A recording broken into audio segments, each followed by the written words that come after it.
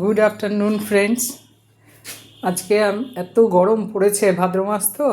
এতদিন ধরে কি বৃষ্টি হলো, খুব আরাম ছিল।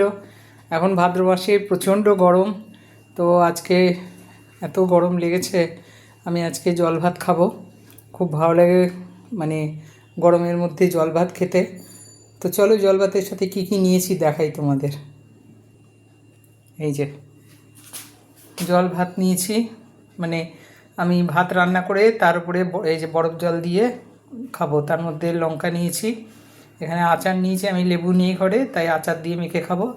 আর পেঁয়াজ নিয়েছি। আর চলো এখানে কি কি ভাজা নিয়েছি। এটা আলু ভাজা, এটা বেগুন ভাজা, এটা পটল ভাজা, আর এখানে হচ্ছে মাছের বড়া ভাজা, চুনো মাছের বড়া, আর এটা হচ্ছে ডিমের অমলেট। আর এই যে এখানে নুন নিয়ে নিয়েছি। এবারে এগুলো দিয়ে খাবো। আজকে বেশ জমে যাবে খাওয়াটা, খুব তৃপ্তি করে খাবো, কারণ আর মানে অন্যান্য ঝোল টোল এইসব খেতে ইচ্ছা করছে না। তো এই হচ্ছে আজকে আমার লাঞ্চ মেনু। চলো খাওয়া যাক তাহলে। ভালো থেকো সবাই।